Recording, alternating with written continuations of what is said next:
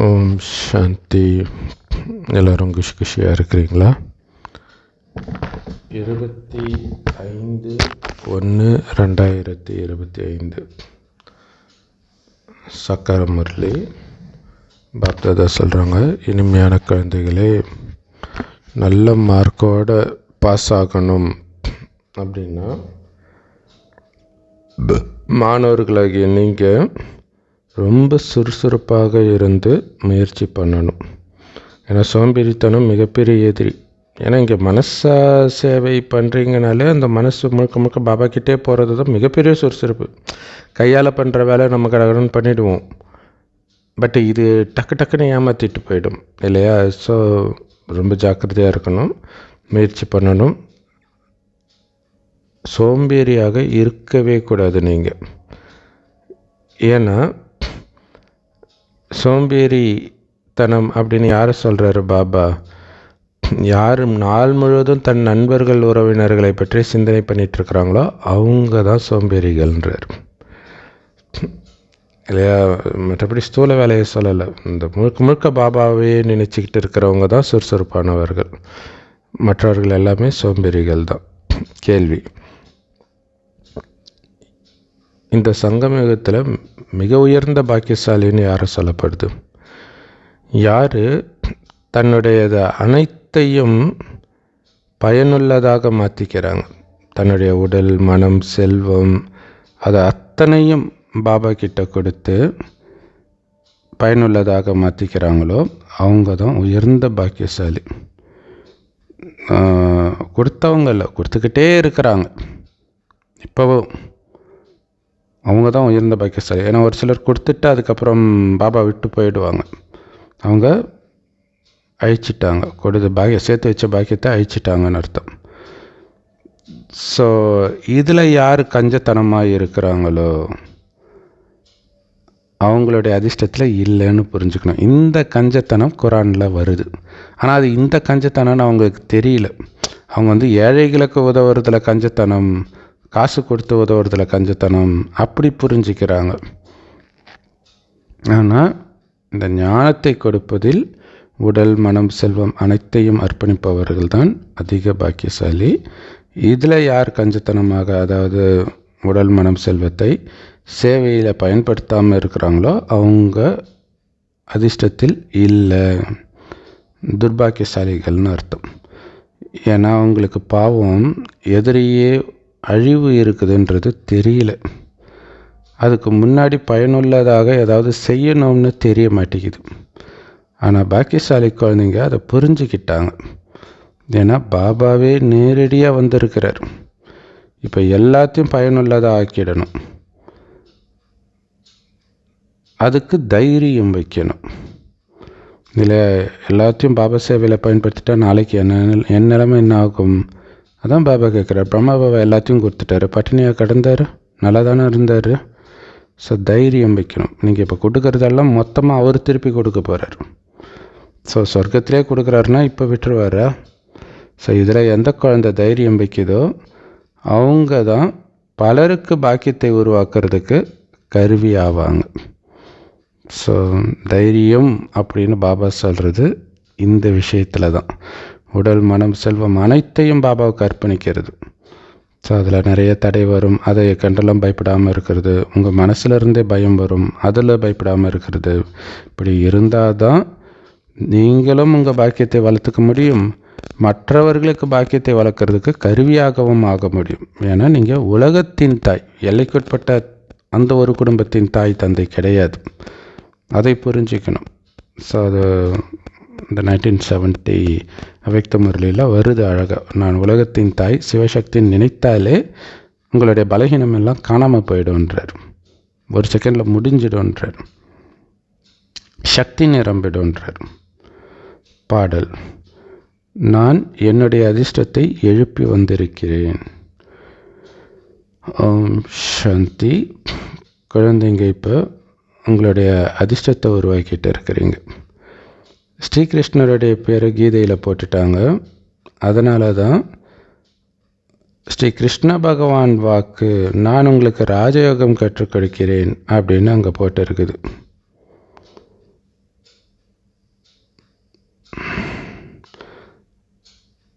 ஆனால் கிருஷ்ணருடைய மகா வாக்கியம்னு ஒன்று இருக்கவே முடியாது. ஸ்ரீகிருஷ்ணர் லட்சியம் உங்களுக்கு. ஸ்ரீகிருஷ்ணர் சொல்லிக் கொடுக்கல. ஸ்ரீகிருஷ்ணர் ஆகிறது லட்சியம் நமக்கு. நாம் இல்லை, ஆனால் ஹடயோகிகள் என்ன பண்ணுறாங்க, கடவுள் ஆகிறது லட்சியம் நினச்சிட்டு என்னென்னமோ பண்ணிகிட்டு இருக்கிறாங்க. இதில் கொடுமை என்னென்னா, கடவுளுடைய எந்த குணமுமே வளர்த்துக்க மாட்டாங்க. ஆனால் நீயும் கடவுள், நானும் கடவுள், உனக்குள்ளேயும் இருக்கார், எனக்குள்ளேயும் இருக்காருன்னு சொல்லிகிட்டு இருப்பாங்க. ஸோ ஸ்ரீகிருஷ்ணர் ஆகிறது தான் லட்சியம். கடவுளை நினைத்து ஸ்ரீகிருஷ்ணர் ஆகிறோம், பாபாவை நினைத்து. பாபா சொல்கிறார், நான் உங்களை ராஜாவுக்கெல்லாம் மேலான ராஜாவாக ஆக்குகிறேன்ட்டு. கண்டிப்பாக ஸ்ரீகிருஷ்ணர் முதனாக இளவரசனாக ஆக்கப்பட்டிருப்பார். அதனால் அவர் பேச மாட்டார். ஏன்னா ராஜாவை ஆக்கிற ஞானத்தை ராஜா ஆனவர் எப்படி வந்து பேசுவார்? அதுவும் முதல் ராஜா. அப்படி முதல் ராஜாவாக ஸ்ரீகிருஷ்ணராக ஆகிறது குழந்தைங்களுடைய லட்சியம். அந்த லட்சியத்தை சொல்லிக் கொடுக்குற ஸ்கூல் இது. சொல்லிக் கொடுக்குற ஆசிரியர் சுயம் பகவானே. அதை படித்து நீங்கள் இளவரசிகளாக ஆகிட்டு இருக்கிறீங்க. பாபா சொல்கிறாரு, உங்களுடைய பல ஜென்மங்களின் கடைசி ஜென்மத்தில் இந்த ஞானத்தை கொடுத்து உங்களை மீண்டும் ஸ்ரீ கிருஷ்ணர் ஆக்கிறதுக்காகத்தான் நான் வந்திருக்கிறேன்.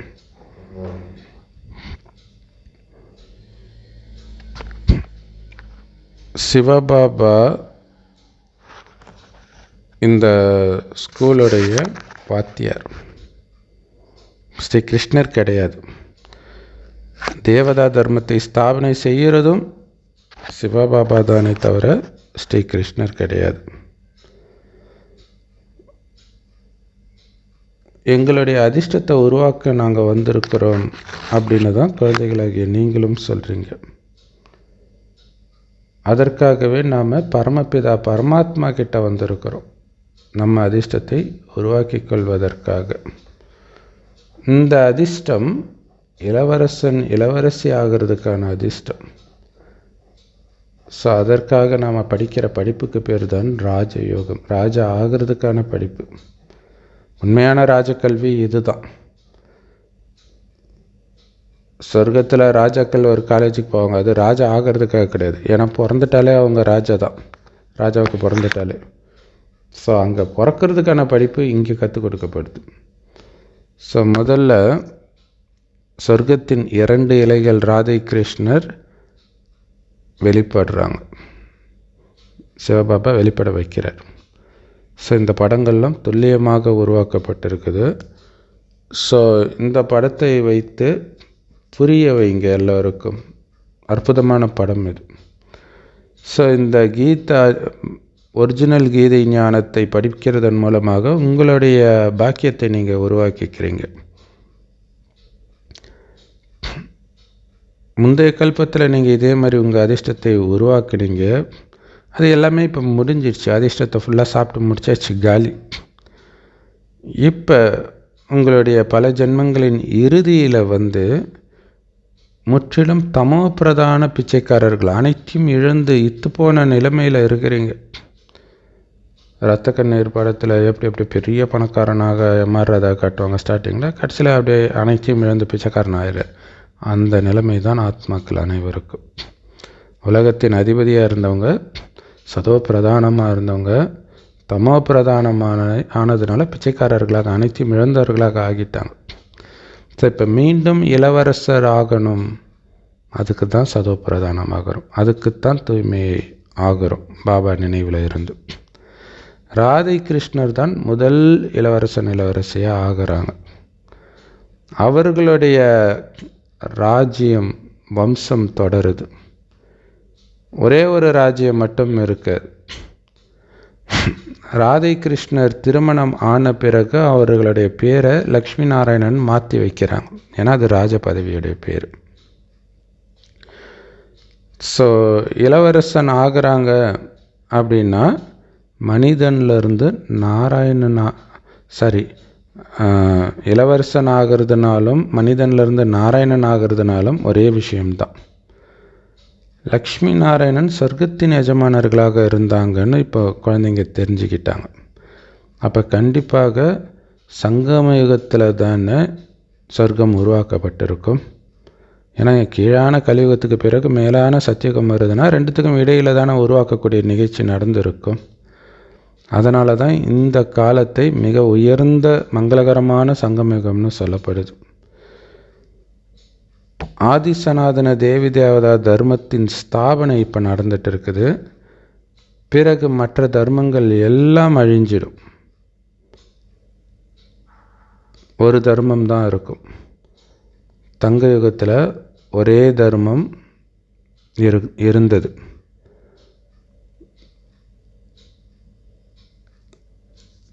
அது இப்போ கடந்து போயிடுச்சு. கடந்தது மீண்டும் நடக்கும். ஏன்னா வரலாறு புவியியல் திரும்ப நடக்கும்.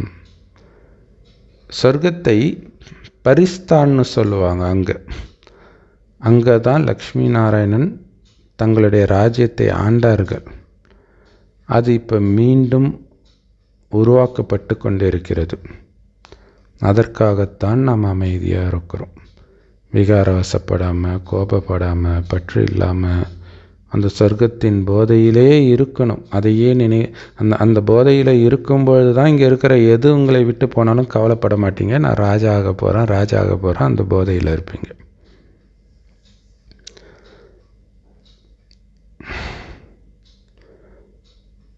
நிகழ்காலத்தில் இந்த உலகமே ஒரு சுடுகாடாக இருக்குது. எல்லோருமே காமச்சிதையில் உட்காந்து எரிஞ்சு சாம்பலாகிட்டு இருக்கிறாங்க. எரிஞ்சிக்கிட்டே இருக்கிறாங்க. அமெரிக்கா தீ மாதிரி எல்லாம் காமத்தீயில் எரிஞ்சிட்டு இருக்கிறாங்க. அமெரிக்கா தீயை கூட அணைச்சிடலாம், ஆனால் இதை அணைக்க முடியல. தங்க யுகத்தில் மாளிகைகள் கட்டுவீங்க, அரண்மனைகள் கட்டுவீங்க. மற்றபடி தங்க நகரம் ஒன்றும் மண்ணுக்குள்ளேருந்து அப்படியே மேலே வந்துடாது. துவாரகையோ இலங்கையோ நினச்சிட்ருக்குறாங்களே மூழ்கிடுச்சின்ட்டு அப்படியெல்லாம் வராது. நீங்கள் தான் கட்டுவீங்க. ஸோ தங்க நகரம் வரலாம், ஆனால் இலங்கை வராது. ராமராஜ்யத்தை தங்க யுகம்னு சொல்கிறாங்க. எல்லா சுத்தமான தங்கமும் பாரதத்திலிருந்து கொள்ளையடிக்கப்பட்டிருக்குது. பாரதம் இதுக்கு முன்னாடி எவ்வளவு செல்வந்தராக இருந்ததுன்றதை நாம் மற்றவர்களுக்கு புரிய வைக்கிறோம். இப்போ ஏழ்மையாக இருக்குது. ஸோ ஏழ்மை அப்படின்ற வார்த்தை அவ்வளவு மோசமான வார்த்தை கிடையாது. அனைத்தையும் இழந்துடுச்சு, சாப்பாட்டுக்கு வழி இல்லாமல் இருக்கிறோம். ஆனால் சொர்க்கத்தில் ஒரே ஒரு தர்மம் தான் இருந்தது. அதனால தான் அங்கே பிரச்சனை கிடையாது. இப்போ ஒரே ஒரு தர்மம் தான் இருக்கணுன்றது, அதை நாம் உருவாக்குறோன்றது நமக்கு இப்போ கொடுக்குற ஞானம் பைபிள் குரானில் வெளிப்பட்டு அவங்க மற்ற மதத்தை வெறுக்க ஆரம்பிச்சிட்டாங்க. அவங்க வெறுக்க ஆரம்பிக்கிறதுனால மற்ற மதத்தை அழிக்கலாம் முடியாது இல்லையா? அதேமாதிரி எல்லோரையும் மதம் மாற்றவும் முடியாது.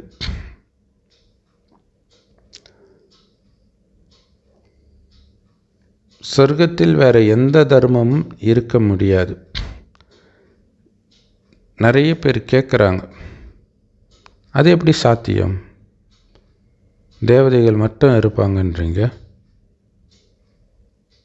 எல்லோரும் தான் இருப்பாங்க, கடவுளுக்கு என்ன இவங்க மட்டும்தான் வஸ்தியா அப்படிலாம் கேட்பாங்க. ஸோ அது மனிதர்கள் நிறைய கருத்துக்கள் கொண்டவர்களாக இருக்கிறாங்க. கலியுகத்தில் எப்படி இருக்கிறாங்கன்னா 2 மனிதர்களுடைய கருத்து ஒரே மாதிரி இருக்காது. இதுதான் ஆச்சரியம். ஸோ இன்றைக்கி டைவர்ஸ் நடக்கிறதுக்கு அது ஒரு முக்கியமான காரணம். ஒரே மாதிரி இருக்காது. அதாவது அவங்க பார்ட்டை பண்ணுறாங்கன்னு நீங்கள் அமைதியாக இருக்கணும். ஆனால் அஞ்ஞானிகளுக்கு இதை யார் சொல்லி கொடுக்கறது? பாவம். ஸோ அதனால் டைவர்ஸ் பண்ணிட்டு இன்னொரு கல்யாணம் பண்ணுறாங்க, அதுவும் ஒத்து வராமல் மறுபடியும் டைவர்ஸ், இப்படியே போயிட்டு இருக்குது. அதுக்கப்புறம் அவங்களால மற்றவர்கள் தயவை சார்ந்து தான் வாழற ஒரு ஸ்டேஜ் வரும்போது தான் அமைதியாக இருக்கிறாங்க. எத்தனை நடிகர்கள் இங்கே இருக்கிறாங்க இந்த பூமியில்? சொர்க்கம் உருவாகிட்டு இருக்குது. சொர்க்கத்தில் எத்தனை நடிகர்கள் இருப்பாங்க? இங்கே எத்தனை நடிகர்கள் இருக்கிறாங்க? ஸோ சொர்க்கம் உருவாகிட்டு இருக்குதுன்றதை ஞாபகம் வச்சுக்கிட்டாலே நீங்கள் சொர்க்கவாசி ஆகிடுவீங்க இல்லையா? அந்த சொர்க்கத்துக்காகத்தான் நான் என்னை தயார்படுத்திக்கிட்டு இருக்கிறேன்னு நினைத்தாலே உங்களுடைய குணம் அதற்கேற்ற மாதிரி இருக்கும். சதா ஆனந்தமாகவும் இருப்பீங்க. நான் சொர்க்கத்தை உருவாக்கிட்டு இருக்கிறேன்றது எவ்வளோ பெரிய விஷயம். கடவுளோடு சேர்ந்து நானும் உருவாக்கிட்டு இருக்கிறேன். அதை ஞாபகம் வச்சுக்கிறது தான் உங்களுக்கு ஆனந்தத்தை கொடுக்கும். சேவையெல்லாம் முடிச்சுட்டு தூங்கும்போது நான் சொர்க்கத்தை உருவாக்கி இருக்கிறேன் இன்றைக்கி என்னால் முடிஞ்ச அளவுக்கு அப்படிங்கிற எண்ணத்தோடு படுக்கும்போது வரும் பாருங்கள் சந்தோஷம், நல்லா இருக்கும். அதனால தான் அந்த சேவை பண்ணிவிட்டு தூங்கும்போது தான் ஒரு திருப்தியான தூக்கமே இருக்கும். ஸோ அதிலும் குறிப்பாக குழந்தைங்களுக்கு அளவற்ற சந்தோஷம் இருக்கணுன்றார். ஏன்னா ராஜா ஆக போகிறீங்க, அதுவும் பிச்சைக்காரன்லேருந்து ராஜா ஆக போகிறீங்கன்னா சாதாரண விஷயமா இல்லையா? வீட்டில் இருந்தவங்களுக்கு திடீர்னு ஒரு வருமானம் வருதுன்ன உடனே எவ்வளோ சந்தோஷமாகறாங்க. இப்போ உலகத்துக்கே அதிபதி ஆகுறீங்கன்னா உங்களுக்கு எவ்வளோ சந்தோஷம் இருக்கணும். மிக உயர்ந்த லட்சியம் நமக்கு இருக்குது. அந்த லட்சியத்தை அடையவும் போகிறோம். அப்போ எவ்வளோ சந்தோஷம் இருக்கணும்.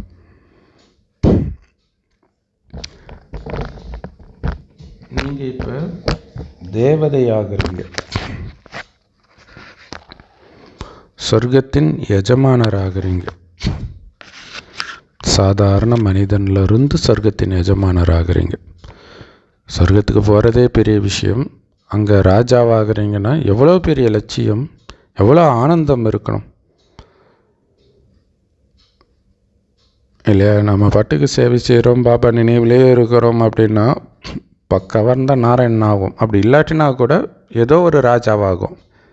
அப்படியும் இல்லாட்டினாலும் மிகப்பெரிய பணக்காரர் ஆகும். ஸோ எப்படி இருந்தாலும் இங்கே தோல்வி கிடையாது. அதை ஞாபகம் வச்சுக்கணும். அலட்சியம் இருக்கக்கூடாது. பிராமணர்களாகிய நீங்கள் தான் சொர்க்கம் உருவாகிட்டு இருக்குதுன்றத தெரிஞ்சிருக்கிறீங்க. அப்போ யாருக்கும் தெரியாத மிகப்பெரிய ரகசியம் இது. உலகத்துக்கு தெரியுமா சொர்க்கம் உருவாக போகுதுன்ட்டு? சிரிப்பாங்க. ஆனால் நமக்கு இது தெரியும். அதில் எந்த அளவுக்கு நம்பிக்கை இருக்குதோ, எந்த அளவுக்கு அதை ஞாபகப்படுத்திக்கிட்டே இருக்கிறீங்களோ அந்த அளவுக்கு உங்களுக்கு சந்தோஷம் இருந்துக்கிட்டே இருக்கும். உங்களுக்கு இது இந்த ரகசியத்தை சொன்னதே ஞாபகம் வச்சு வைத்து சந்தோஷம் படுவதற்காக. கொஞ்ச நேரத்தில் எல்லாம் முடிய போகுது, சொர்க்கம் வரப்போகுது. அது எந்த கஷ்டம் வந்தாலும் உங்களை மறக்க வச்சிடும். ஸோ அதுக்கு நான் தயாராகணும், அதுக்கு நான் சக்தி ஸ்வரூபமாக இருக்கணும். என்ன வேணாலும் நடக்கட்டும், நான் சக்தி ஸ்வரூபமாகி வாயுமண்டலத்தை மாற்றிக்கிட்டே இருக்கிறேன். எனக்குள்ளே தான் நான் கவனம் கொடுக்கணுமே தவிர சுற்றி இருக்கிறதுல என்னுடைய கவனம் இருக்கக்கூடாது. அது எனக்குள்ளே இருக்கிற கவனம் கூட என்னது, டக்குன்னு மேலே போய் சக்தி கொடுக்கறது, இங்கேயே இருக்கிறது கிடையாது. ஸோ இதையெல்லாம் நீங்கள் ஞாபகம் வச்சுக்கணும்.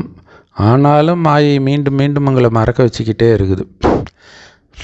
உங்கள் அதிர்ஷ்டத்தில் இல்லைன்னா உங்களை நீங்கள் மாற்றிக்க மாட்டீங்க, இதை ஞாபகம் வச்சிக்க மாட்டீங்க, உங்களுடைய குணமே மாறாது. சந்தோஷப்படுறதுக்கு பதிலாக உலகியல் சந்தோஷத்தில் மூழ்கிடுவீங்க. சிலரால் அரை கல்பம் பொய் சொல்லிட்டு இருந்தாங்க இல்லையா, அந்த பழக்கத்தை நீக்கவே முடியல. ஏன்னா பொய் சொல்கிறதே ஒரு பொக்கிஷமாக நினச்சிட்டாங்க. அதை தன்னோட வச்சுக்கிறாங்க, விடமாட்டுறாங்க அந்த பொக்கிஷத்தை. ஸோ அப்போ பாவம் அவங்க அதிர்ஷ்டமே இந்த பொய்யான உலகத்தில் பிறக்கிறது மட்டும்தான் போல் இருக்குது அப்படின்னு புரிஞ்சுக்கலாம். ஞானத்து கெட்டதுனால சொர்க்கத்துக்கு வருவாங்க, பட் வேலைக்காரங்களாக கடைசி ஓரிரு பிறவி வருவாங்க. அவங்க பாபாவை நினைக்கிறதே இல்லை. நினைத்தால் தானே குணம் மாறும். நினைக்கும் பொழுது தான் டக்குன்னு நீங்கள் என்ன தப்பு பண்ணாலும் பொய் சொல்கிறீங்கன்னா டக்குன்னு இது தப்பாச்சே அப்படின்னு தோணும். டக்குன்னு அமைதி ஆகிடுவீங்க. ஸோ பாபாவை நினைக்கணும், பாபாவை மட்டும் நினைக்கணும், வீண் விஷயம்லாம் பேசக்கூடாது. ஏன்னா பேசும்போது பாபாவுடைய நினைவு மறந்து போயிடும். அதில் கவனமாக இருக்கணும். ஸோ அதிர்ஷ்டம் இல்லாதவர்கள் பாபா நினைக்கிறத விட்டுட்டு மற்ற எல்லாத்தையும் நினச்சிட்டு இருக்கிறாங்க. எப்போ உங்களுடைய அனைத்து பற்றையும் நீக்கிறீங்களோ அப்போத்தான் உங்களால் பாபாவே நினைக்க முடியும். பாபா நினைவிலே மூழ்கினாதான் பற்றையும் நீக்க முடியும். ரெண்டுமே இருக்குது. ஸோ அந்த பற்றை நீக்கிறதுக்கான வழியை அவ்யக்த முரளியில் பாபா சொல்லியிருப்பார். பாபா கிட்ட முழுசாக அர்ப்பணமாகிட்டீங்க, எதுவுமே உங்களது இல்லைன்னா பாபாவை தானே நினைப்பீங்க. இல்லை எஜமானன் கூடவே ஒரு அடிமை இருக்கிறான்னா அவனுக்கு எல்லாத்தையும் எஜமானன் தான் பார்த்துக்க போகிறான். எஜமானன் சொல்கிற அத்தனையும் அவன் பண்ண போகிறான். அப்படி இருந்தால் தானாகவே பாபாவுடைய நினைவு வரும் தானே. அதனால தான் அல்லா மாலிக்னு சொல்கிறாங்க, தன்னை அப்துல்லா அடிமைன்னு சொல்கிறாங்க. அல்லா எஜமானன், நான் அடிமைன்ட்டு. ஸோ எப்போ பற்றை முழுவதும் நீக்கிறீங்களோ அப்போ தான் முழு உலகத்தின் மீதும் உங்களுக்கு வைராக்கியம் வரும். திரும்புகிற பக்கமெல்லாம் துக்கம் இல்லையா? நண்பர்கள் உறவினர்களை பார்த்தாலும் பார்க்காம இருக்கக்கூடிய பயிற்சி இருக்கணும். அதில் உங்கள் மனம் ஈர்க்கப்படக்கூடாது. இதுக்கு முன்னாடி நண்பர்கள் உறவினர்களை பார்த்தா சந்தோஷம் வருது இல்லையா, அது வரக்கூடாது. பாவம் இவங்களாம் அழிய போகிறாங்க, அதுக்கு முன்னாடி இவங்களுக்கு ஞானத்தை கொடுப்போம். நீங்கள் ஞானத்தை கொடுக்கல, முக்தி கொடுக்குறீங்கன்னு புரிஞ்சுக்கோங்க அந்த ஞானத்தை கொடுக்கும்போது. இல்லாட்டினா அவங்களுக்கு யார் கொடுக்கறது? முக்தி, ஜீவன் முக்தி முயற்சி பண்ணால் ஜீவன் முக்தியும் அடைய போகிறாங்க. ஸோ அதனால் நண்பர்கள் உறவினர்களாக பார்க்காமல் ஆத்ம சகோதரனை பார்த்து ஞானத்தை கொடுக்கணுன்ற அந்த ஒரு கருணை தான் இருக்கணும். இதனால் அவங்க உங்களை கேவலமாக நினைத்தால் பிரச்சனை நமக்கு இல்லை, நஷ்டம் அவங்களுக்கு தான். நமக்கு பாவம் அழியுது. அகங்காரம், தேக உணர்வு இல்லை அப்படின்னு நிரூபிக்கிறதுக்கு ஒரு வாய்ப்பு, அது பலமாகுது ஆத்ம உணர்வு. ஸோ எல்லோரும் நரகத்தின் சுடுகாட்டில் வாழ்ந்துட்டு இருக்கிறாங்கன்னு நமக்கு தெரியும். பேய் மாதிரி வாழ்ந்துட்டு இருக்கிறாங்க. இது எல்லாமே அழிஞ்சாகணும். வீட்டுக்கு நாம் போயாகணும். அதனால தான் போக போகிற சுகதாமத்தையும் சாந்தி தாமத்தையும் நாம் நினைவு பண்ணிக்கிட்டே இருக்கிறோம். காரணம் இல்லாமல் கிடையாது. எங்கே போகிறோமோ அங்கே நினைவு பண்ண பண்ண பண்ண பண்ண பண்ண டக்குன்னு புத்தி அங்கே போயிடும். எதை ஆசைப்படுறீங்களோ அங்கே போய் பிறந்துடுவீங்க. அப்போ சொர்க்கத்தையும் சாந்தி தாமத்தையுமே நினைவு பண்ணிக்கிட்டு இருக்கிறீங்கன்னா அங்கே தான் பிறப்பீங்க. இங்கே மீண்டும் கலியுகத்தில் பிறக்க மாட்டீங்க. நேற்று அந்த சொர்க்கத்தை நாம் சொர்க்கத்தில் வாழ்ந்து ஆட்சியும் செஞ்சோம். பிறகு அதாவது இங்கிலீஷில் லாஸ்ட் எம்பையர்னு எழுதுகிறாங்க, தமிழில் மீண்ட சொர்க்கம்னு ஒரு படமே இருக்குது.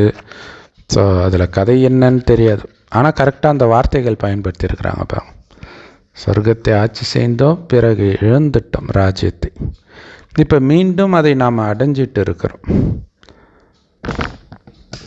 ஸோ இப்போ நம்ம நல்லாவே புரிஞ்சுக்கிறோம் எந்த அளவிற்கு பக்தியில் தலை வணங்கி வணங்கி உங்களுடைய காசு, நேரம், சக்தி எல்லாத்தையும் இழந்தீங்க, வீணாக்கிட்டீங்க அப்படின்ட்டு.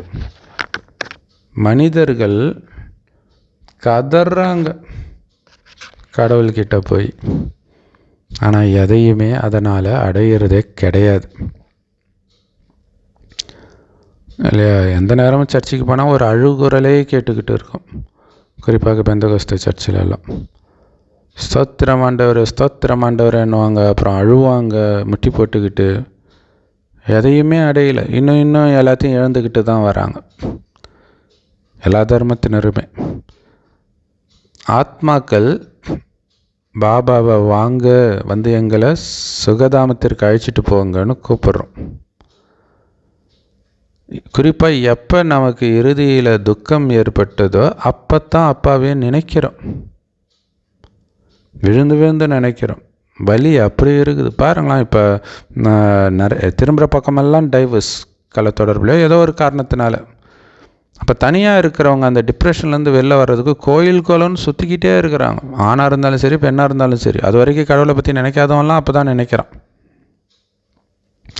அந்த ஒரு பயம் வந்துடுது அவங்களுக்கு. ஆனால் நம்ம ஆனந்தமாக நினைக்கிறோம். அவரை நினைக்க நினைக்க ஆனந்தம். எங்கேயும் சுற்றுறது கிடையாது. வீட்டில் இருந்தே நினைக்க ஆனந்தம். இந்த பழைய உலகம் இப்போ அழிய போகுது அப்படிங்கிறத நீங்கள் பார்க்கலாம். நம்மளுடைய இந்த கடைசி ஜென்மத்தில் தான் இவ்வளோ ஞானமும் பாபா கொடுக்குறார். நீங்கள் தான் ராஜாவாக இருந்தீங்க, அழிய போகுது, மீண்டும் ஆக போகிறீங்க அப்படின்ட்டு. ஸோ இந்த ஞானத்தை முழுசாக தாரணை பண்ணணும். அதான் ஞான கடலையே குடிங்கன்றார். அதனால தான் கடலை அகத்தியர் குடித்தாருன்னெலாம் சொல்லுவாங்க. திடீர்னு நிலநடுக்கம் வருது, சொல்லிட்டா வருது தப்பிச்சு ஓடுறதுக்கு. நிலநடுக்கம் வந்துச்சுன்னா சுனாமி வரும்னு எச்சரிக்கை கொடுப்பாங்க. ஆனால் நிலநடுக்கத்தை கண்டுபிடிக்க முடியல. வந்த பிறகு இத்தனை ரிக்டர் வந்ததுன்னு சொல்லுவாங்க, அவ்வளோதான். நிறைய மனிதர்கள் இந்தியா பாகிஸ்தான் பிரிவினையின் போது இறந்தார்கள்ன்றார். ஸோ இப்போ கண்ணு முன்னாடி பார்க்குறோம்ல, பாலஸ்தீன் யுத்தத்தில் லட்சக்கணக்கில் இறக்கிறத, உக்ரைன் யுத்தத்தில் லட்சக்கணக்கில் இறக்கிறத, இலங்கை யுத்தத்தில் இறந்ததை எல்லாத்தையும் பார்த்துக்கிட்டே தான் இருக்கிறோம். இன்னும் நிறையா அது மாதிரி நடக்க இருக்குது. ஏன்னா அதெல்லாம் வெறும் ஒத்திகை தான் சொல்கிறேன். ஸோ இப்போ தான் இந்த சிருஷ்டியின் முதலிலிருந்து கடைசி வரைக்கும் நடந்த அத்தனையும் நாம் தெரிஞ்சுக்கிறோம் சாரமாக. அதே மாதிரி நடக்க இருப்பதையும் தெரிஞ்சுக்கிறோம். நடந்துட்டு இருக்கிறது எல்லாருக்குமே தெரியும். ஸோ அப்போ முக்காலத்தை உணர்ந்துட்டோம். ஸோ சோமநாதருக்கு ஒரே ஒரு தங்க கோயிலையாக கட்டியிருப்போம்? கண்டிப்பாக நிறைய பேர் நிறைய கோயில்களை தங்கத்தினாலே கட்டியிருப்பாங்க. மற்ற தேவதைகளுக்கும் கட்டியிருப்பாங்க. தங்க மாட மாளிகையும் கட்டியிருப்பாங்க. எங்கே போச்சு அதெல்லாம்? எங்கே போச்சு? எல்லாம் மண்ணுக்குள்ளே போயிடுச்சா நிலநடுக்கம் வரும் பொழுது? அப்போ மீண்டும் அது வெளிப்படுமா அல்லது உள்ளேயே அழுகி போயிடுமா? என்ன ஆகுது? இன்னும் போக போக என்னென்னலாம் ஆகுது அப்படிங்கிறத நீங்கள் புரிஞ்சுக்குவீங்க. ஆனால் தங்க நகரம் மண்ணுக்குள்ளே போயிடுச்சு, கடலுக்குள்ளே போச்சுன்னெலாம் எழுதியிருக்கிறாங்க. ஆனால் நீங்கள் சொல்கிறீங்க நாடகத்தின்படி அது கீழே போச்சு, கல்ப சக்கரம் சுற்றும்போது மீண்டும் அது வெளிப்படும்னா உள்ளிருந்து வராது, மீண்டும் கட்டப்படும் அப்படின்னு பாபா சொல்கிறார். இன்னொரு விஷயம் என்னென்னா, இங்கேருந்து கொள்ளடிக்க தான் வராங்க. இப்போ கூட அமெரிக்கா பற்றி எரியும் போது திருட போகிறாங்க. ஸோ அது மாதிரி இங்கே இடிஞ்சது அப்படின்னா அதை திருடுறதுக்கு கூட வெளியிலேருந்தெல்லாம் கூட வந்திருப்பாங்க. ஸோ இந்த காலச்சக்கரத்தை மனதில் சுத்த உங்களுக்கு அவ்வளவு சந்தோஷம் வரணும். அவ்வளவும் மீண்டும் வரப்போகுது, நான் அடைய போகிறேன் அப்படின்ற சந்தோஷம் இருக்கணும். ஸோ இந்த படம் உங்கள் பாக்கெட்டில் இருந்துக்கிட்டே இருக்கணும் இல்லையா? இந்த லக்ஷ்மி நாராயணன் படம் உங்களுடையது, போதை இல்லையா? நிறைய பேர் இறந்து போன அப்பா அம்மா படத்தை வச்சுருப்பாங்க. சிலர் நடிகர்கள், அரசியல்வாதிகள் படத்தை வச்சுருப்பாங்க. ஆனால் அதிலெல்லாம் கிடைக்காத போதை உங்களுடைய எதிர்காலத்தை நினைக்கும் பொழுது கிடைக்கும். ஏன்னா அது மிக உயர்ந்த எதிர்காலம் வேறு. ஸோ அதனால்தான் அந்த சந்தோஷத்தோட புத்தியில் இதை சுத்துங்க காலச்சக்கரத்தன்றார். இந்த ஃபோட்டோவை பேக்கெட்டில் வச்சுருங்க. இந்த பேட்ஜ் சேவை செய்கிறதுக்கு பேட்ஜே நல்ல சேவை பண்ணுன்ற. ஆனால் அதை வைத்து நீங்கள் யாருமே அதிக சேவை பண்ண மாட்டீங்க. சும்மா பேட்ஜை மாற்றிட்டு உட்காந்துக்கிறாங்க, அவ்வளோதான். அதை வச்சு புரிய வைக்கணும். குழந்தைங்க ட்ரெயினில் நிறைய சேவை பண்ணலாம். ஆனால் நீங்கள் எவ்வளவு சேவை ட்ரெயினில் செஞ்சீங்கன்ற சேவை செய்தியை பாபாவுக்கு எழுதி அனுப்புறதே கிடையாது. அப்படின்னு என்ன அர்த்தம்? பண்ணுறது கிடையாது. 3rd class கேரேஜில் கூட நீங்கள் சேவை செய்யலாம் இல்லையா? So 3rd class, 2nd class, 3rd classனால் அது அன்ரிசர்வ்டு சொல்கிறாருன்னு நினைக்கிறேன். அங்கேயும் பண்ணலாம், ரிசர்வ் ட்ரெயின்லேயுமே பண்ணலாம். குறிப்பாக மதுவனுக்கு போகிறோம் பாருங்கள், சேவை பண்ணுறதுக்கு அற்புதமான வாய்ப்பு. ஏன்னா திரும்புகிற பக்கமெல்லாம் பாபா குழந்தைங்க நிறைய இருப்பாங்க, அஞ்ஞானிகளும் வருவாங்க. ஸோ ஃபுல்லாக நாம் இருக்கிறதுனால அங்கே இந்த பிரச்சனை பண்ணுறவங்க இவங்களாம் கூட வரமாட்டாங்க. ஏன்னா கும்பல் இருந்தாலே அவங்க அமைதியாக இருப்பாங்க. ஒருத்தர் ஏதோ ஒரு இடத்துல ஒரு கிறிஸ்தவ சேனலில் பார்க்குறோம், தனியாக அது ஏதோ ஒரு கோட்டை மாதிரி இருக்குது, அதுக்கு பக்கத்தில் ஒரு சின்ன ஒரு சிமெண்ட்டில் கட்டப்பட்ட ஒரு கட்டை மாதிரி இருக்குது. அதில் நின்றுக்கிட்டு இயேசுதான் உங்களுக்கு ரட்சிப்பு, மனம் திரும்புங்கள் அப்படி இப்படின்னு சத்தம் போட்டு பேசுகிறாரு. சுற்றி யாருமே கேட்கல, அவங்க பாட்டுக்கு போயிட்டே இருக்கிறாங்க. ஸோ நாம் அப்படி பண்ண தேவையில்லை. பட் ஆனால் தேக அபிமானம் இல்லாமல் அவர் பண்ணுறாரு பாருங்க. ஸோ அதை கற்றுக்கணும் நாம்.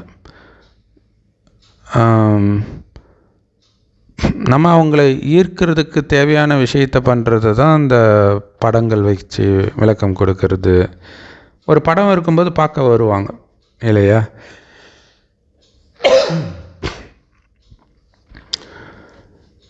யார் முந்தைய கல்பத்தில் இந்த ஞானத்தை புரிஞ்சுக்கிட்டாங்களோ, சாதாரண மனிதன்லேருந்து தேவதை ஆனாங்களோ, அவங்க தான் மீண்டும் புரிஞ்சுக்குவாங்க. அதனால் ஏன் புரிஞ்சிக்கலன்னெலாம் கவலைப்படாதீங்க. அதில் ஒரு ஆத்மா வந்தாலும் சாதாரண விஷயம் கிடையாது. மனிதர்கள் தேவதைகளாக மாற்றப்பட்டார்கள்னு சொல்லப்படுது. மனிதர்கள் கிறிஸ்டின்லேருந்து சீக்கியர்கள் ஆனாங்கன்னு சொல்லப்படலை இல்லையா? மனிதன்லேருந்து தேவதையாகிறது தான் மகிமை, மற்ற மதத்துக்கு போகிறது மகிமை கிடையாது.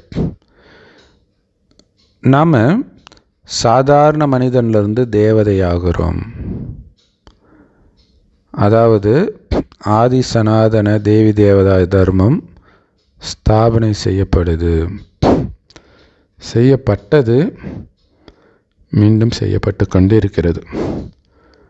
மற்ற தர்மத்தை சார்ந்தவர்கள் எல்லாரும் பரந்தாமத்தில் அவங்கவுங்க பிரிவில் போய் ரெஸ்ட் எடுக்க போயிட்டாங்க, ஆத்மா மட்டும். ஸோ நாம் மட்டும் கீழே வந்து ஆட்சி செய்வோம். இது எல்லாமே இந்த கல்பவிருட்ச மரத்தில் தெளிவாக காட்டப்பட்டிருக்கு. ஒவ்வொரு தர்மமும் எப்போ ஸ்தாபனை செய்யப்படுதுன்ட்டு. தேவதைகள் பிறகு இந்துக்கள் ஆகிறாங்க துவாபரகத்தில்.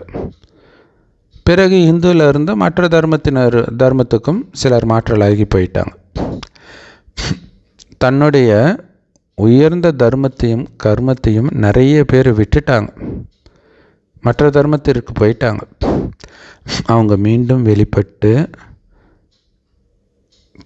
கடைசியில் மீண்டும் வெளிப்படுவாங்க, கொஞ்சம் புரிஞ்சுக்குவாங்க, பிறகு பிரஜையாயிடுவாங்க. ஏன்னா எல்லாமே தேவதா தர்மத்துக்கு வரமாட்டாங்க. இப்போ நரகத்துலலாம் எல்லாருமே பிரஜை தானே. நரகத்தில் அதிலும் குறிப்பாக இப்போ ராஜ்யமே இல்லையே.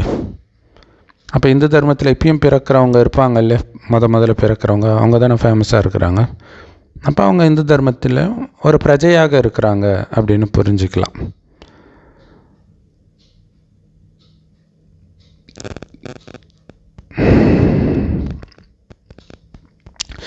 ஸோ எல்லோரும் தேவதை தர்மத்துக்கு போக முடியாது, சொர்க்கத்துக்கு போக முடியாது. ஸோ அப்போ அவங்க என்ன பண்ணுவாங்க, பரந்தாமத்தில் அவங்கவுங்க பிரிவில் போய் உட்காந்துக்குவாங்க. ஸோ இது எல்லாம் நம்ம புத்தியில் இருக்குது. ஸோ மனிதர்கள் என்னென்ன பண்ணிட்டு இருக்கிறாங்கன்றதையும் பார்த்துட்டு இருக்கிறோம். உணவுக்காக நிறைய ஏற்பாடுகள் பண்ணுறாங்க, பட்டினியில் சாகக்கூடாதுன்ட்டு. பெரிய பெரிய கருவிகளை எல்லாம் உருவாக்குறாங்க. ஆனாலும் பஞ்சம் வந்துக்கிட்டு தான் இருக்குது. இந்த உலகம் கண்டிப்பாக தம பிரதானம் ஆகியே தீரணும். நீங்கள் ஏணிப்படியிலிருந்து இறங்கி வந்தே தீரணும். ஏன்னா நாடகத்தில் ஏற்கனவே நிச்சயிக்கப்பட்ட அத்தனையும் மீண்டும் நடந்துக்கிட்டே இருக்குது. அதே மாதிரி நாடகத்தில் புது உலகத்தின் ஸ்தாபனையும் நிச்சயிக்கப்பட்டிருக்குது, அதுவும் நடந்தே தீரும். இப்போ சயின்டிஸ்ட் எல்லாத்தையும் கற்றுக்கிறாங்க.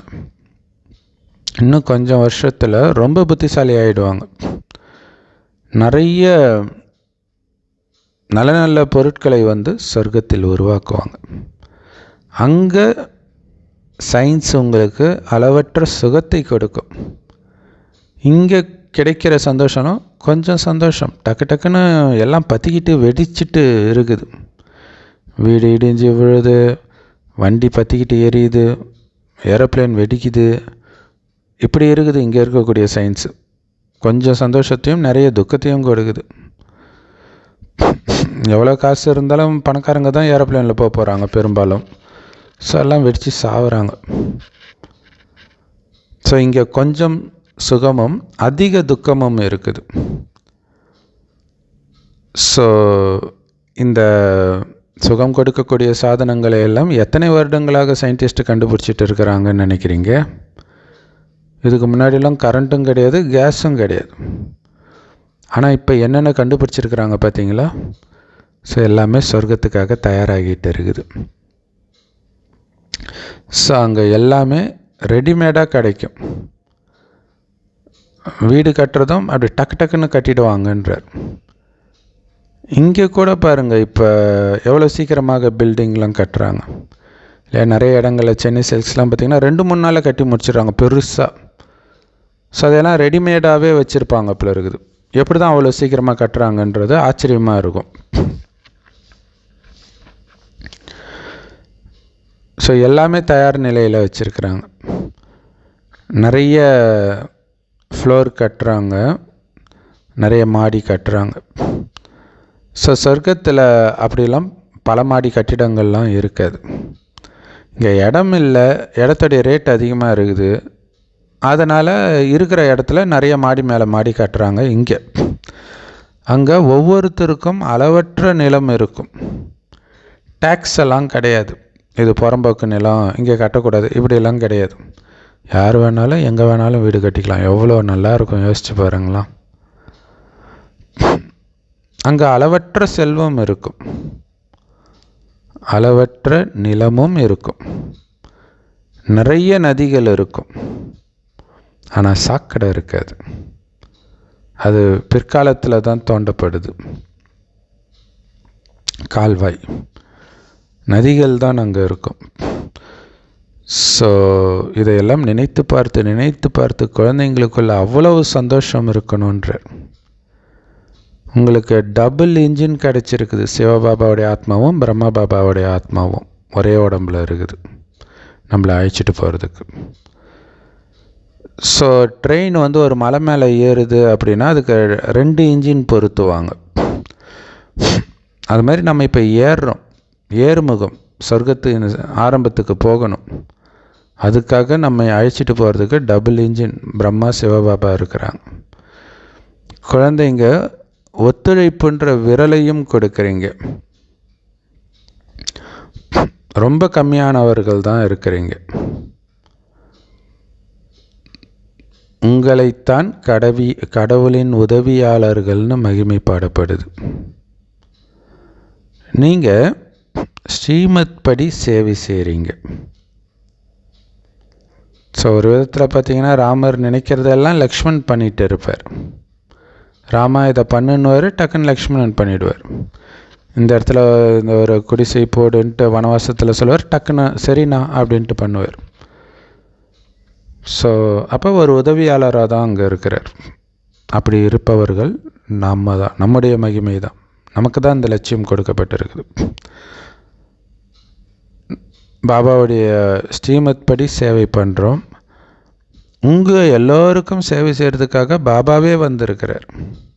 பாபா வந்திருக்கிறதே சேவை செய்கிறதுக்கு தான். அவர் கூட சேர்ந்து நாம் சேவை செய்கிறோம். உங்கள் உடலை கொடுத்தால் போதும், தயாராக இருந்தால் போதும், அவர் உங்கள் உடலை பயன்படுத்தி செஞ்சுடுவார். இதை செய்யுங்கன்னு சொல்கிறார், செய்ய போகிறதும் அவரே.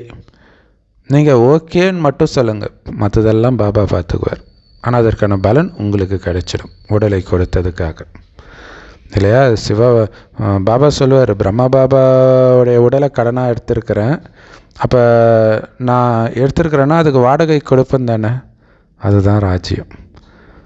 அவர் உடலை மட்டும் இல்லை, நம்ம உடம்பு, எல்லார் உடம்பும் தான் நம்ம கொடுக்குறோம். நமக்கும் அதற்கான கூலி கொடுக்கப்படுது, வாடகை கொடுக்கப்படுது. ஸோ பாபா ஒரு தர்மத்தை ஸ்தாபனை செய்து மற்ற அனைத்து தர்மங்களையும் அழிக்கிறார். இன்னும் கொஞ்சம் முன்னேற நிறைய குழப்பங்கள் வர்றதை நீங்கள் பார்ப்பீங்க இல்லை? இப்போவே எவ்வளோ பயம் இருக்குது, யுத்தம் ஆரம்பமாயிடுமோன்ட்டு. 69க்கு முன்னாடி வந்த முரளியில் சொல்கிறாரு. இப்போயும் அதே சூழ்நிலை இருக்கிறத நம்ம பார்க்குறோம். எங்கே பாம்பு போட்டுடுவாங்களோ அப்படின்ற பயம் இருந்துக்கிட்டே இருக்குது இல்லையா? ரஷ்யா அமெரிக்காவுக்கெல்லாம் ஒரு பயம் இருந்துக்கிட்டே தானே இருக்கும், எந்த நேரம் யார் பாம்பு போடுவாங்களோன்ட்டு. அது இல்லாமல் இயற்கை சீற்றம் வேறு அழிக்குது. ஸோ அதுக்கு முன்னாடி அங்கங்கே தீப்பொறி பறக்கும். அதுதான் சின்ன சின்ன சண்டை. இப்போ பாலஸ்தீன் யுத்தம், உக்ரைன் யுத்தம்லாம் ஒரு சின்ன சின்ன தீப்பொறி மாதிரி. ஸோ ஒருவருக்கு ஒருவர் சண்டை போட்டுக்கிட்டே இருப்பாங்க. இந்த பழைய உலகம் அழிஞ்சு தான் ஆகணும், பிறகு நாம் வீட்டுக்கு போயிடுவோம் அப்படின்னு குழந்தைகளும் புரிஞ்சுக்கிறீங்க. 84 பிறவிகளின் சக்கரம் இப்போ முடிவுக்கு வருது.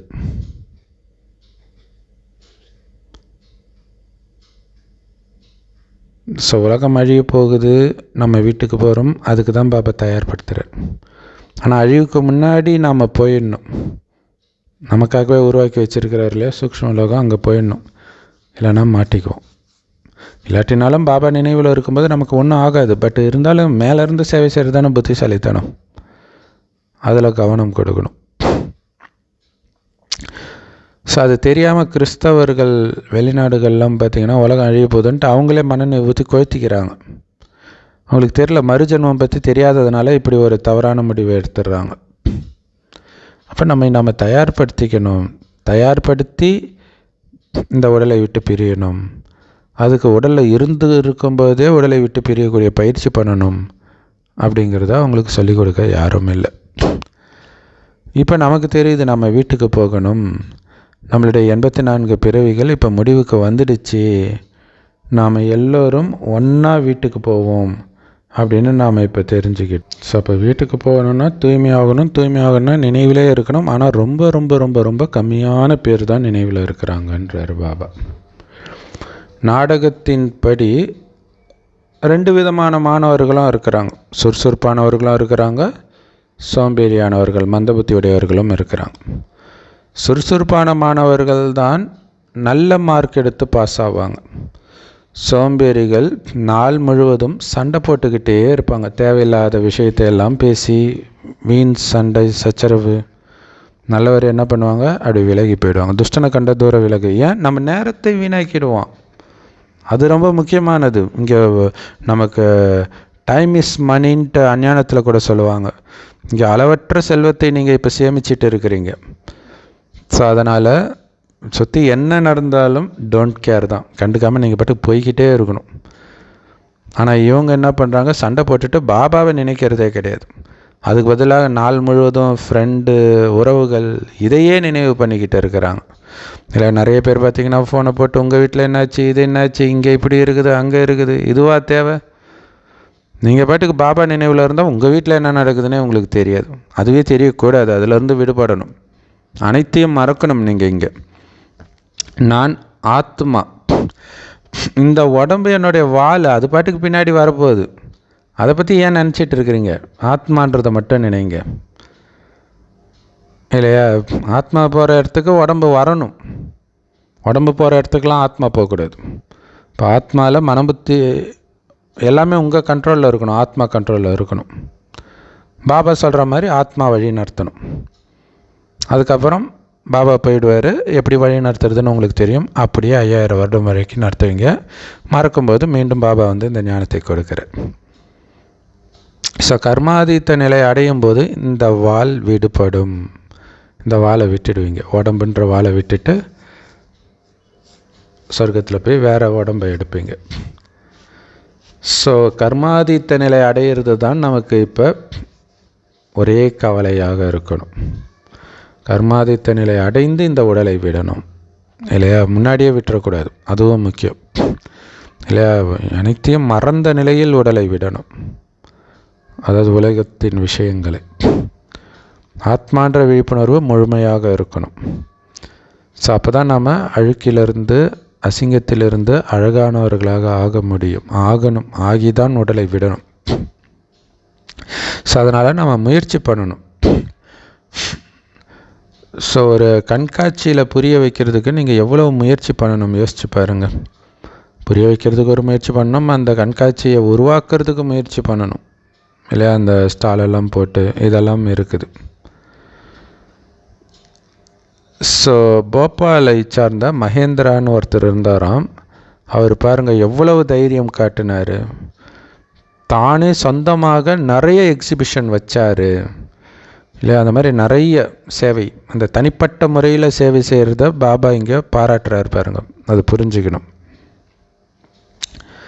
தானாகவே வைத்தார். அந்த மாதிரி எனக்கு தெரிஞ்சு தானாகவே ஜோதிலிங்க தரிசனம் கூட வைக்கிறாங்க.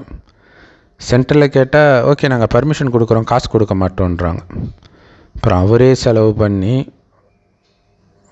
வைக்கிறார். கூட சிலர் எப்படியும் தனியாக நடத்த முடியாது இல்லையா? அங்கே ஞானம் சொல்கிறதுக்காக ஆள் வரணும்ல, அவங்களுக்கு கொடுக்கும்போது அவங்க கொஞ்சம் காசு போட்டு, சில தாய்மார்கள் காசு போட்டு எக்ஸிபிஷன்லாம் வைக்கிறாங்க. ஸோ அப்படி பண்ணுறாங்கன்னா கண்டிப்பாக அதோடைய பலனையும் அவங்க அனுபவிப்பாங்க தானே. ஸோ ஒரே ஒரு மனிதன் இவ்வளவு அற்புதங்களை காட்டியிருக்கிறார், நிறைய பேருக்கு நன்மை செஞ்சிருக்கிறார்.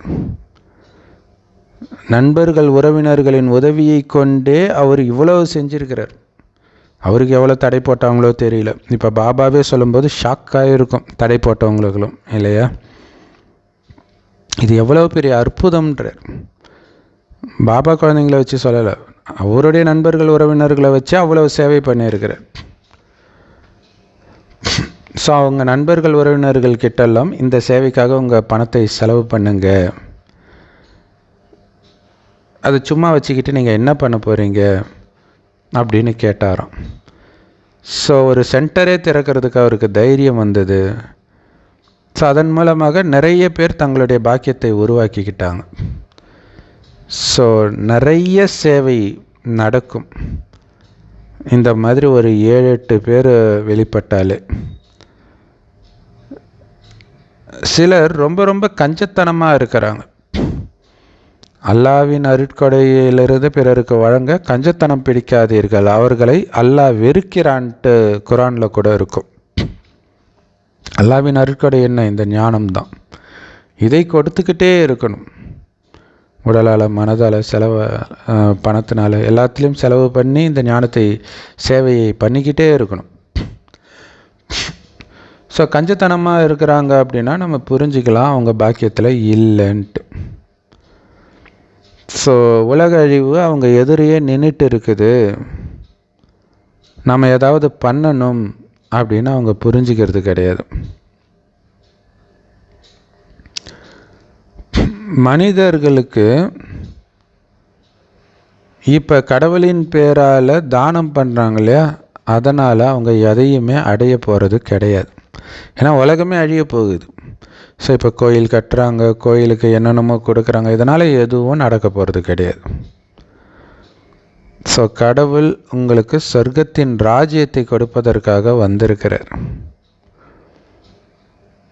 ஸோ இந்த சேவையில் நீங்கள் உடல், மனம், பொருளை பயன்படுத்துறதுனால உலக ராஜ்யமே உங்களுக்கு கிடைக்கும். மற்றபடி வெளியில் அஞ்ஞானிகளுக்கு காசை மட்டும் கொடுக்கறதுனால உங்களுக்கு எதுவுமே கிடைக்க போகிறது கிடையாது. ஸோ யார் இந்த சங்கமயுகத்தில் தன்னுடைய உடல், மனம், செல்வத்தை பயனுள்ளதாக பயன்படுத்திக்கிறாங்களோ, சேவையில் இன்னமும் பண்ணிக்கிட்டு இருக்கிறாங்களோ தொடர்ந்து, அவங்க தான் உண்மையிலே அதிர்ஷ்டசாலிகள். ஆனால் அவங்களுடைய அதிர்ஷ்டத்தில் இல்லைன்னா அவங்க இதெல்லாம் புரிஞ்சுக்கிறது கிடையாது. ஸோ கலியுகத்து பிராமணர்களும் இருக்கிறாங்க, நீங்களும் பிராமணர்கள் தான். ஆனால் நீங்கள் பிரஜாபிதா பிரம்மாவின் குமாரர்கள் மற்றும் குமாரத்திகள், பிரம்மகுமார் குமாரிகள். அந்த உலகியல் பிராமணர்கள் நிறைய பேர் இருக்கிறாங்க, அவங்க கர்ப்பத்தின் மூலமாக பிறந்தவர்கள். ஆனால் நீங்கள் வாய் வழியாக பிறந்தவர்கள். நீங்கள் தான் உண்மையான உயர்ந்த பிராமணர்கள். சிவனுடைய ஜென்மமும் இந்த சங்கமயுகத்தில் தான் ஏற்படுகிறது. பாபா சொர்க்கத்தை உருவாக்குறதுக்கான மகா மந்திரத்தை நமக்கு கொடுக்குறார், மன்மனாபவன்ட்டு இல்லையா. பாபா நினைவில் இருக்க இருக்க வாயுமண்டலம் தூய்மை ஆகிக்கிட்டே இருக்கும், சொர்க்கம் உருவாகிக்கிட்டே இருக்கும். என்னை நினைவு பண்ணிக்கிட்டே இருங்க, நீங்கள் தூய்மையாகி தூய்மையான உலகத்தின் எஜமானர்களாகிடுவீங்கன்னு பாபா சொல்கிறார். ஸோ இந்த மாதிரிலாம் புத்திசாலித்தனமாக கார்டு அடிங்க, விசிட்டிங் கார்டு மாதிரி பாபாவுடைய ஞானத்தை அழகாக போடுங்க. ஒரு பக்கம், இன்னொரு பக்கம் காலண்டர் அடிச்சிடுங்க. இப்போ அது ஃபேஷன் இல்லையா, நிறையா விளம்பரத்துக்கு அந்த மாதிரி கார்டு அடிப்பாங்க. அப்படி அடிங்க. லக்ஷ்மி நாராயணன் படம் போதும். ஆக்சுவலாக விற்கவே செய்கிறாங்க மதுபன்லே இல்லையா. ஸோ லக்ஷ்மி நாராயணன் படத்தோட கீழே ஞானமும் புரிகிற மாதிரி போட்டுருங்க. கொஞ்சம் பெருசாக கூட அடிங்களாம். வீட்டில் சாமி அறையில் வைப்பாங்க, தூக்கி போட்டுற மாட்டாங்க. ஸோ அந்த மாதிரி புத்திசாலித்தனமாக அடிங்க. நிறைய மனிதர்கள் உலகத்தில் இறக்குறாங்க பாருங்கள். ஈஷா யோகா வித்தியாசமாக சங்கர் படத்தை வச்சாங்க, சிலையை வச்சாங்க. இதுக்கு முன்னாடி இருந்த சங்கர் சிலைக்கும் அதுக்கும் வித்தியாசமாக இருக்கும், வெறும் தோல் அளவு தான் இருக்கும். அது இன்றைக்கி உலகம் ஃபுல்லாக ஃபேமஸ்ஸு, எல்லா கார்லேயும் அதான் இருக்குது. அப்போ அதை பார்த்தாலே ஈஷா யோகா ஞாபகம் வர்ற மாதிரி அவங்க டெக்னிக்காக பிளான் பண்ணி வச்சுருக்கிறாங்க. அப்போ உலகத்தில் உள்ள லக்ஷ்மி நாராயணன் படத்திற்கும் நம்மளுடைய லக்ஷ்மி நாராயணன் படத்துக்குமே இரவு பகலுக்கான வித்தியாசம் இருக்குது இல்லை. அவங்க அதை காசு கொடுத்து வாங்குறாங்க, கலியுகம் அப்படி தான் போகும். இன்னொன்று அந்தளவுக்கு அவங்க விளம்பரம்லாம் பண்ணுறாங்க, அது மாதிரிலாம் நம்ம பண்ணணும். ஃப்ரீயாகவே கொடுக்கலாம் அந்த மாதிரி அழகாக கார்டு வாங்கி இல்லையா. ஆளுக்கு ஒரு 10 பேருக்கு கொடுத்தாலே என்னாச்சு, மாதம் 10 பேருக்கு கொடுத்தாலே அந்த ஊர் ஃபுல்லாக எல்லார் வீட்லேயும் இந்த கார்டு வந்துடும். ஸோ அந்த மாதிரி புத்திசாலித்தனமாக அடிங்க. இப்போ பாபா குழந்தைங்க கடை வச்சுருந்தாங்கன்னா நிறைய பேர் கடை வச்சுருக்கிறவங்க காலண்டர் போடுவாங்க வருஷ தொடக்கத்தில். ஸோ அதில் பாபா ஞானத்தை கொடுத்து அழகாக காலண்டர் போடுங்க. இல்லை சென்டர்லேயும் கொடுக்குறாங்க, பட் ரொம்ப சிம்பிளாக ஒரே பக்கத்தில் வர மாதிரி போடணும், ரொம்ப எளிமையாக. அப்படிலாம் காலண்டர் கொடுக்கலாம் வாடிக்கையாளர்களுக்கு. ரொம்ப இன்ட்ரெஸ்டாக வாங்கிட்டு போவாங்க. நிறைய மனிதர்கள் உலகத்தில் இறந்துக்கிட்டே இருக்கிறாங்க. யாராவது இறந்தாங்க அப்படின்னா அங்கே போய் நீங்கள் இந்த கார்டு கொடுங்க. அதே மாதிரி இறக்கிறதுக்கு கர்மாதி கார்டு ஒன்று அடிப்பாங்க இல்லையா, அதில் பாபா ஞானத்தை போட்டு அடிங்க. ஸோ இந்த பழைய உலகம் கண்டிப்பாக அழியணும். பாபா வந்தாலே பழைய உலகத்தின் அழிவு ஸ்டார்ட் ஆயிடுச்சுன்னு அர்த்தம். அப்போ தான் சொர்க்கத்தின் வாசல் திறக்கும். ஸோ யாரெல்லாம் சுகதாமத்திற்கு போகணுமோ அவர்களுக்கு கொடுக்கப்படுற மந்திரம் மன்மனாபவ. அவங்க என்ன பண்ணுவாங்க, சொர்க்கவாசல் திறக்கும்போது கோவிந்தா கோவிந்தா கோவிந்தான்னுவாங்க. அதுக்கு என்ன அர்த்தம்னு அவங்களுக்கும் தெரியாது. ஸோ இங்கே மன்மனாபவ சொர்க்க வாசலுக்கு வந்தாச்சு, எந்த நேரமும் திறக்கும். அதுக்கு நீங்கள் பண்ண வேண்டிய மந்திரம் மன்மனாபவ. வாயால் சொல்கிறது இல்லை, அதுவாகவே இருக்கிறது. பாபா நினைவிலே மூழ்கி இருக்கிறது. சொர்க்கத்துக்கு போயிட்டு இருக்கிறன்ற அந்த நினைவு லட்சியத்தை வைத்து பாபாவை நினைவு செஞ்சுட்டு இருக்கிறது. வேறு எந்த நினைவும் வரக்கூடாது. வந்துச்சுன்னா முடிஞ்சு போச்சு. இப்போ ஏதோ ஒரு சினிமாவில் ஏதோ ஒரு காட்சி, முக்கியமான காட்சி, அது ஒரு செகண்டில் வந்துட்டு போகுதுன்னு வச்சுக்கோங்களேன். இப்போ ஃபோன்லாம் இருக்குன்னா அதை ஸ்லோ பண்ணி அப்படி கண்ணை இமைக்காமல் பார்ப்பீங்கல்ல, அந்த மாதிரி பாபா நினைவு இருக்கணும். ஒரு செகண்ட் கட் ஆகக்கூடாது, லாஸ் ஆகிடும். ஸோ சொர்க்கத்துக்கு போகணும், அதுதான் கண் விழித்து இருக்கிறது.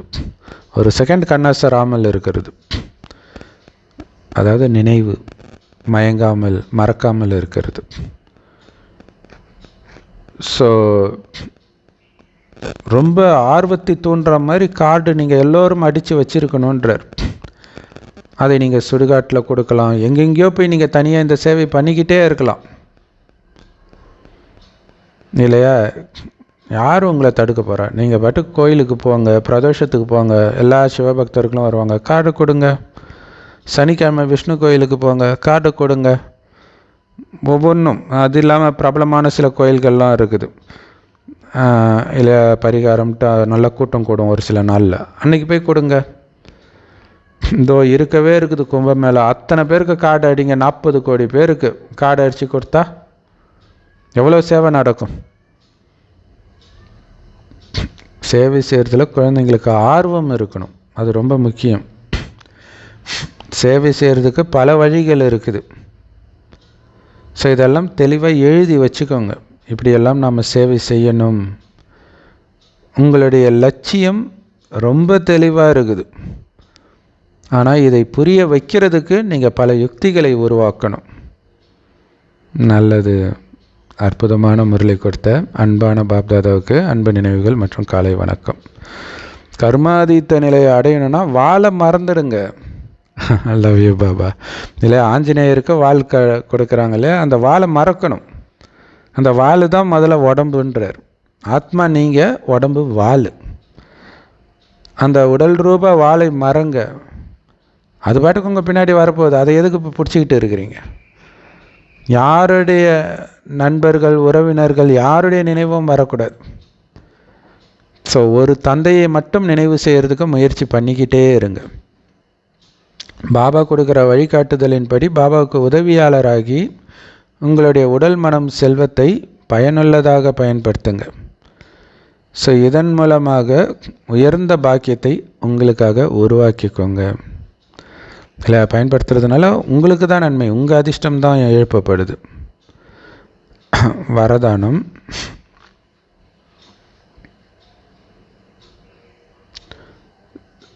ஸோ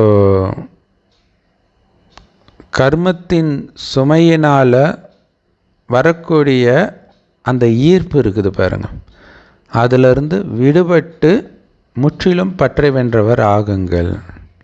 இல்லையா, பற்றை வென்றுட்டாலே கர்மத்தின் சுமையிலிருந்து நீங்கள் விடுபட்டவர் ஆகிடுவீங்க, அந்த ஈர்ப்பிலிருந்து. இப்போ கூட இயற்கையினால் உருவாகிற சூழ்நிலை இருக்குது இல்லையா, கடுமையான வெயில், கடுமையான குளிர், இயற்கை சீற்றம், இதெல்லாம் உங்களுடைய மனநிலையை அது பக்கம் இழுத்துக்குது. ஓரளவுக்காச்சும் அந்த ஒரு பதற்றம், பயம் இதெல்லாம் வந்துடுது. ஸோ இருக்கிறதுல மிகப்பெரிய ஈர்ப்பு எதுவாக இருக்குது அப்படின்னா, உங்களுடைய உடலின் கர்ம கணக்கு இல்லையா, நோயாக வருது இல்லையா, அது பிடிச்சி இழுக்குது. நோயாக வர்றது மட்டும் கிடையாது, மற்றது அந்த காமம், உடல் உணர்வை தூண்டக்கூடியது, அதெல்லாம் கூட பிடிச்சி இழுக்குது. அதேமாரி கர்ம சுமை ரூபத்தில் வரக்கூடிய சூழ்நிலைகள், சைக்கோ கணவன், சைக்கோ பொண்டாட்டி, சைக்கோ அப்பா அம்மா, சைக்கோ குழந்தை, சைக்கோ மேனேஜர், இந்த ரூபத்திலையும் வருது. அது வந்து என்ன பண்ணுது, அதற்கேற்ற உங்கள் மனநிலையை மாற்றுது. ஒரு வாத்தியார் சைக்கோவாக வராரு அப்படின்னா குழந்தைங்கள்லாம் நடுங்குவாங்க. ஸோ அப்போ அது ஈர்க்குது, உங்களுடைய கர்மச்சுமை ஈர்க்குது. எப்போ இந்த ஈர்ப்பு முடியுதோ அப்போ தான் நீங்கள் முற்றிலும் பற்றை வென்றவர்னு சொல்ல முடியும். பற்றுனா பிடிச்ச விஷயம் மட்டும் இல்லை, பிடிக்காத விஷயத்தின் பக்கம் ஈர்க்கப்படுறதும் பற்று தான். ஸோ அதனால் பாபா சொல்கிறாரு, உங்கள் உடல் உருவாக்குற எந்த சூழ்நிலையோ அல்லது இந்த உலகம் உருவாக்கக்கூடிய எந்த சூழ்நிலையோ உங்களுடைய மனநிலையை கொஞ்சம் கூட அசைக்கக்கூடாது. Love you Baba, love you Baba, love you Baba. ஏன்னா இதுக்கு அவ்யக்த முறையில் சொல்லியிருப்பார். அந்த மாதிரி பிரச்சனையாக பார்க்காதீங்க, டெஸ்ட் பேப்பராக பாருங்கள். எப்படி அதில் பாஸ் பண்ணுறது? அதை கடந்து போனால் பாஸ் ஆகிடுவீங்க. அதை எப்படி கடக்கிறது? மேலே போயிடுங்க. போகிறதோடு நிறுத்துறது கிடையாது, அந்த வாயு மண்டலத்தை பயங்கரமாக உருவாக்குங்க. உலகத்துக்கே நீங்கள் சக்தி கொடுக்கும்போது முதல்ல உங்கள் ஸ்தூல உடல் எங்கே இருக்குதோ அங்கேருந்து சக்தி பரவும். ஸோ அதுதான் நம்மளுடைய சேலஞ்சு. அதில் அவங்க விரும்பாட்டினாலும் ஈர்க்கப்பட்டு அந்த மனநிலைக்கு வந்துடணுன்றார். இதுதான் ஜெயிக்கிறது. ப்ராக்டிஸ் பண்ணுங்கள். இதை நீங்கள் அடிக்கடி கேட்குறீங்கனாலே உங்களை தேடி அது வரும். இந்த சூழ்நிலை எத்தனை தடவை வந்து நீங்கள் ஜெயிச்சிங்கன்றதை கமெண்ட்டில் போடுங்க. இப்படி ஆடாத அசையாத மனநிலை எந்த நோயிலும் எந்த சூழ்நிலையிலும் உங்களுக்கு இருந்துச்சுன்னா அதுக்கு பேர் தான் சம்பூர்ண நிலை. அந்த மாதிரி நிலையை நீங்கள் எப்போ அடைகிறீங்களோ அப்போ தானாகவே ஒரு வினாடியில் மாஸ்டர் சர்வசக்திவான் நிலையில் உங்களால் நிலைக்க முடியுன்ற, சக்தி சொரூபமாக நிலைக்க முடியுன்றார். ஸோ அதுக்கு எப்போவுமே அந்த பயிற்சியிலே இருக்கணும். உலகத்தின் தாய் நான், சிவசக்தி நான், அனைவருக்கும் சக்தி கொடுத்துக்கிட்டே இருக்கிறது தான் என்னுடைய கடமை. அதுதான் பாபா கிட்ட அர்ப்பணிக்கிறது. ஒரு முஸ்லீம் சகோதரர் சொல்கிறாரு, மலக்குகள், அதாவது ஃபரிஸ்தாவை தான் மலக்குகள்ன்றாங்க, அவங்களுக்குன்னு தனிப்பட்ட அந்த ஃப்ரீவில் கிடையாது. கடவுள் என்ன சொன்னாரோ அதை மட்டும் செய்வாங்க. அதுதான் ஃபரிஸ்தாக்கள். அதுதான் பாபா கிட்ட முழுசாக அர்ப்பணம் ஆகிறது. அப்படி ஆகும்போது தான் மாஸ்டர் சர்வசக்திவான ஆகுறீங்கன்றார். உலகத்தின் இழுக்கிற இழுப்புக்கெல்லாம் நீங்கள் போனீங்கன்னா நீங்கள் மாஸ்டர் சர்வசக்திவான் கிடையாது. ஸோ செம பவர்ஃபுல்லான வரதானம் இல்லையா ஸ்லோகன். ஸோ மிக உயர்ந்த சத்யநாராயணன் ஆகணும் அப்படின்னு நீங்கள் சத்தியம் பண்ணுறீங்கன்னா தூய்மையாக இருப்பேன்ற சத்தியம் பண்ணணும். ஏன்னா இந்த சத்தியம் பண்ணுறது தான் அந்த சத்தியம் பண்ணுறது. தூய்மையாகாமல் ஆக முடியாது இல்லையா? அப்போ நான் உயர்ந்த சத்யநாராயணன் ஆகிறதுக்காக தூய்மையாக இருப்பேன்னு சத்தியம் பண்ணுங்க. இதில் தான் அதீந்திரிய சுகம் ஒளிஞ்சிருக்குது, மறைஞ்சிருக்கு, நிரம்பி இருக்குது இல்லையா? நான் நாராயணன் ஆகிறதுக்காக தூய்மையாக இருக்கிறேன்றது தான் அங்கே போதையே. அந்த போதையில் தான் சுற்றி இருக்கிற எதுவும் உங்கள் புத்தியை பிடிச்சி இழுக்கிறது கிடையாது. வரதானத்தில் சொன்ன மாதிரி அந்த அந்த நிலையிலேயே மூழ்கி இருக்கணும். நான் பரம பவித்திரமானவன் அப்படின்னு அர்த்தம். உலகத்தின் எந்த விஷயமும் என் புத்தி கூட தொடாது, எல்லா ஈர்ப்புல இருந்தும் விலகி இருக்கிறேன் அப்படின்னு அர்த்தம். ஸோ இன்றைய மனசா சேவை, மனதுனால் செய்கிற சேவை தான் உண்மையிலே எல்லையற்ற சேவை. இதை செய்கிறதுக்கு மொழி, நாடு, காசு எதுவும் பற்றியும் கவலை இல்லை. நீங்கள் பாட்டுக்கு தமிழ்நாட்டில் உட்காந்துட்டு அமெரிக்காவுக்கு கொடுக்கலாம், கும்பமேளாவுக்கு வாயுமண்டலத்தை உருவாக்கலாம். ஸோ எந்த அளவுக்கு மனதினாலும் வார்த்தையினாலும் ஒரே நேரத்தில் சேவை செய்யக்கூடிய ஒரு உதாரணமாக நீங்கள் மாறுறீங்களோ, முன்னுதாரணமாக, அந்த அளவிற்கு இந்த உதாரணத்தை பார்த்து மற்றவர்களும் ஈர்க்கப்படுவார்கள். நாமளும் இதே மாதிரி இருக்கணும் அப்படின்ட்டு. ஸோ அதனால் எந்த ஸ்தூல காரியத்தை நீங்கள் செய்தாலும் அது கூடவே மனதினால் மிக உயர்ந்த சக்திசாலி வைப்ரேஷனை பரப்பக்கூடிய சேவையும் செய்யுங்க. வாய்மொழி சேவை செய்யும் பொழுதும் பண்ணணும். மற்ற வாய்மொழி சேவை செய்யும்போது தான் கொஞ்சம் கஷ்டம். மற்ற வேலை செய்யும் பொழுதெல்லாம் வைப்ரேஷன் பரப்புறது கஷ்டம் கிடையாது. குறிப்பாக மனதினால் வேலை செய்ய மனசை யூஸ் படுத்தி வேலை செய்ய வேண்டிய அவசியம் இல்லாதப்ப ஈஸியாகவே நீங்கள் வைப்ரேஷன் பரப்பலாம். இப்போ வண்டி ஓட்டுறீங்க, அது தானாகவே உங்களுக்கு தெரியும். அப்போ நீங்கள் பாட்டுக்கு அப்படியே பார்த்துக்கிட்டே இருக்கும்போது ரோட்டில் அப்படியே சக்தி கொடுத்துக்கிட்டே இருக்கலாம். பஸ்ஸில் உட்காந்துட்டு இருந்தீங்கன்னா இன்னும் வசதி, சக்தி கொடுத்துக்கிட்டே வரலாம். ஜன்னல் ஓரத்தில் உட்காந்துட்டு இல்லை எங்கே உட்காந்துட்டு வேணாலும் சக்தி கொடுத்துக்கிட்டே இருக்கலாம். பஸ்ஸுக்கு பின்னாடி சீட்டில் இருக்குங்களா, பஸ்ஸுக்குள்ளே இருக்கிறவங்களெல்லாம் அந்த சக்தியில் அப்படியே நிரப்புங்க, சக்தியில் மூழ்கடிங்க. உதாரணத்துக்கு ஒரு வியாபாரி தன் கனவுல கூட வியாபாரத்தை பார்த்துக்குவார். அந்த மாதிரி உலகத்துக்கே நன்மை செய்கிற உங்களுடைய வியாபாரமும் அப்படித்தான் இல்லை. நிறைய பாபா குழந்தைங்க சொல்லுவாங்க, குறிப்பாக முரளியெல்லாம் படிச்சுட்டு தூங்குறாங்கன்னா, நல்ல போதையில் படிச்சுட்டு, தூக்கத்தில் படிச்சுட்டு இல்லை, தூங்குனாங்கன்னா நைட்டெல்லாம் யாருக்காவது சேவை செய்கிற மாதிரியே தான் கனவு வந்துக்கிட்டு இருக்கும். ஞானத்தை சொல்லிக்கிட்டே இருப்பீங்க, அதில் சேவை ஆகுது, உங்களை சுற்றி அந்த வைப்ரேஷன் போகுது. இது இல்லாமல் சூக்ஷ்ம உடலை எடுத்துகிட்டு போய் கூட பாபா சேவை பண்ணலாம், நமக்கு தெரியாது. ஸோ உங்களுடைய தொழிலே இது தான். அதனால் இந்த சேவை செய்கிறது சதா உங்கள் மனதில் ஞாபகம் வைத்து இந்த சேவையிலே பிஸியாக இருங்கள் இல்லையா? உலகத்துக்கே இந்த சேவை செய்கிறதுக்காகவே நான் அவதாரம் எடுத்திருக்கிறேன். நேற்று அதை தானே சொன்னார். அப்படி ஒரு அவதாரமாக உங்களை புரிஞ்சுக்கோங்கன்றார். பாபா அவதரித்து வந்திருக்கிற மாதிரி நீங்களும் மேலேருந்து வந்திருக்கிறீங்க. ஏன்னா பாபா குழந்தை ஆனப்பே நீங்கள் செத்து மேலே போயிட்டீங்க. அங்கேருந்து வேற ஒரு உடலை கொடுக்குறார், பிரம்மா உடல் அவர் எடுக்கிற மாதிரி உங்களுக்கு வேறு வேறு உடலை கொடுக்குறார். அது முன்ஜென்மத்து உடலாகவே இருக்குது, ஆனால் அந்த முன்ஜென்மத்தின் ஞாபகம் இருக்கக்கூடாது, அவ்வளோதான். ஸோ அப்போ சதா பாருங்கள், பிஸ்னஸ்மேன் இரவில் கூட கனவுல கூட பிஸ்னஸை பற்றியே நினச்சிட்டு இருக்கிற மாதிரி உங்களுக்கு இந்த சேவை மனதினால் கொடுக்கக்கூடிய அந்த சேவை, மனச சேவை பண்ணிக்கிட்டே இருக்கணும். அதுக்கு முன்னுதாரணமாக நீங்கள் இருக்கணும். ஸோ 24 மணி நேரம் அந்த சேவையை பண்ணதுனால தான் பாபா இந்த கலியுகத்தின் ஈர்ப்பிலிருந்து தப்பிச்சு மேலே போயிட்டார் பிரம்மா பாபா. இப்போவும் அதை பண்ணிக்கிட்டு இருக்கிறார். கலியுகத்தின் ஈர்ப்பு வந்துருச்சுன்னா பிறந்துடுவாங்க. ஸோ அந்த ஈர்ப்பு இல்லாமல் இருக்கக்கூடிய பயிற்சியை இப்போவே நாம் பண்ணணும், ரொம்ப முக்கியம். செம powerful Murli. Love you Bap Dada. Thank you Bap Dada. குஷியாக இருங்க, குளிர்ச்சியாக.